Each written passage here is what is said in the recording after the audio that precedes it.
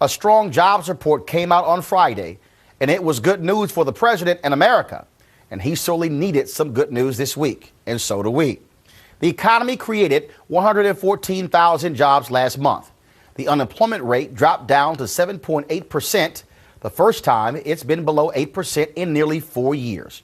Black unemployment dropped to 13.4% from 14.1% the month before. And we're talking about that today, along with a debate and other issues, with our Washington Watch Roundtable. Keli Goff, political correspondent for TheRoot.com. Deborah Simmons, senior correspondent for The Washington Times. Joseph Williams, political reporter and contributor for TheGrio.com. Glad he brought his pocket square this week. And Joe Madison, Sirius XM's Radio Black Eagle. All right, folks. First of all, y'all look like a choir. Y'all look like a quartet. I mean, look at you, all looking the same. So nice coordination here. We planned it. We left you off the call. Thank God, because I don't do Pete and repeat. All right, let's get right into it. The debate. Wednesday night, folks. Quite interesting. Clearly, Mitt Romney was practicing, was well prepared. Now, check this out, because before the debate, we heard he was preparing and practicing zingers, and we all expected the lines, just like President Ronald Reagan. There you go again. But Romney's zingers were a little bit different. They were focused on sound bites, they were succinct, and they went directly at President Obama. So check this out. Well, Mr. President, you're absolutely right, which is that with regards to 97% of the businesses are not taxed at the 35% tax rate. They're taxed at a lower rate. But those businesses that are in the last 3% of businesses happen to employ half of all the people who work in small business. Those are the businesses that employ 1/4 of all the workers in America. And your plan is to take their tax rate from 35% to 40%. First of all, the Department of Energy has said the tax break for oil companies is $2.8 billion a year. And it's actually an accounting treatment, as you know, that's been in place for 100 years. Now, it's time to end it. And in 1 year, you provided $90 billion in breaks to the green energy world.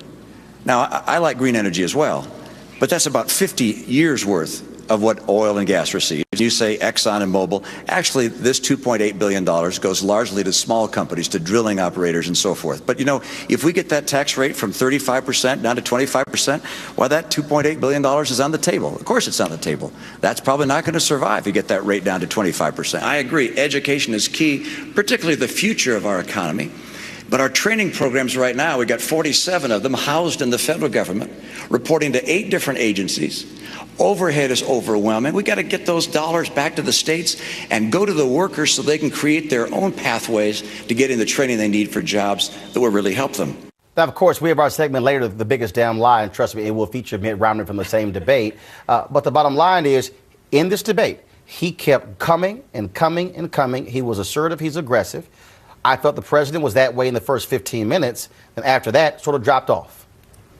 Well, I think that if anyone were watching this who knew nothing about American politics, the best way that this debate could be summarized is which one of these men look like they just woke up refreshed and which one of these men looks like they need a nap, because that's sort of what the president looked like, exhausted.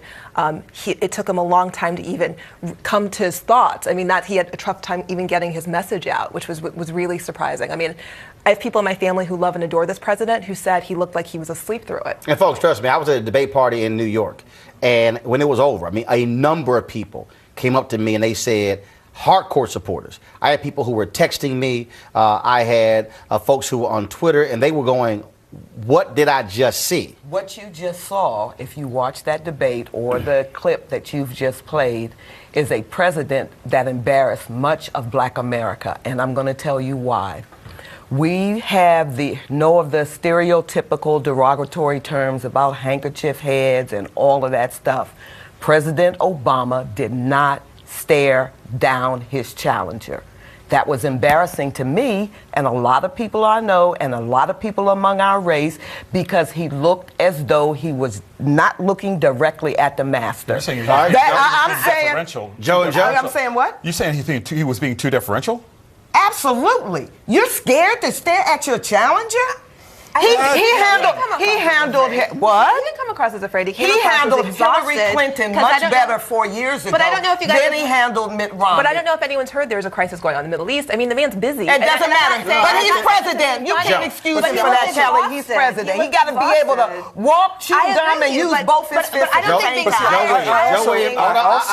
think I also don't think that this one debate is a predictor. I also don't think. No. But I also don't think. I mean, I think that might be a bridge too far to say it was an embarrassment. Certainly, it was a disappointment. I don't agree. So yes, it is a bridge too far. I think it's a disappointment, and I think that it was a frustration for a lot of the supporters. But I don't think you're going to A, see a repeat of that, and B, I don't think it was necessarily a damaging or crippling blow. But at that moment in time, that's what we're talking about, not what will happen in the future. We are talking about a missed opportunity. We're talking about a missed opportunity. But I will submit. And people are making up excuses why he missed it. We are. The air up there, the air down. Joe Madison, got a question. Joe Madison. Joe Madison. Well, people, come on, man. 1 second, Joe Madison. People had all kinds of opinions. I've heard the same opinion expressed on my show that you expressed. I also heard a lot of metaphors to the rope-a-dope, the rumble in the jungle. I heard that this was planned, that he was setting him up for the next debate. There are as many different opinions about what happened. Look, we have the former vice president saying the altitudes. Right. It was altitude sickness. Vice President Al Gore. Yes. So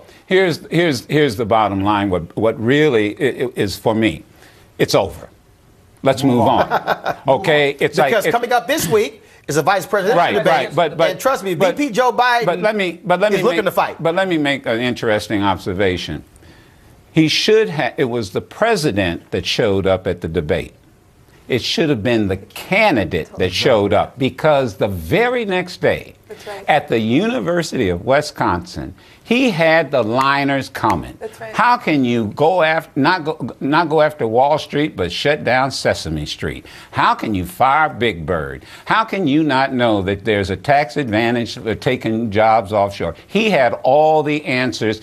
What most presidents fail to realize when they're in debates, leave the presidency at the White House and let the candidate show up at the debate. But see, you also have to understand that first debates, initial debates, are no predictor about success in the general election. 2004, President Bush got destroyed by Senator John Kerry. He got wiped up, and John Kerry, we're talking about him as the guy who never was, the guy who had the potential to get and there. And FYI, the guy who prepped this president for the debate. So I don't know what that says about this. But see, I think that preparation for the debate was perhaps a bit overrated. Number one. Rob Portman got Romney ready. Rob Portman got Romney ready. Rob Portman got Romney ready, but Romney's been ready for 5, 6, 7 years. You have to acknowledge that he went through a series of debates during the Republican primary season that, in my opinion, were lackluster. But when you look at when you look at Romney in debate tapes from years ago, he wasn't as good. You're right that having the practice during the primary makes a difference, but also having a really good coach who will fight you. Romney said that he wanted to kick Rob Portman when Rob Portman was finished with him. Now,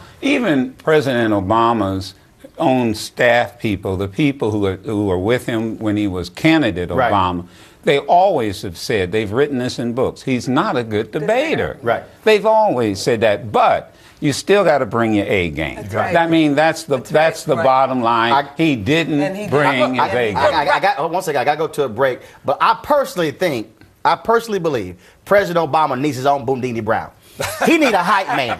He needs somebody walking behind him like, get him. Get him, champ. He need a hype man.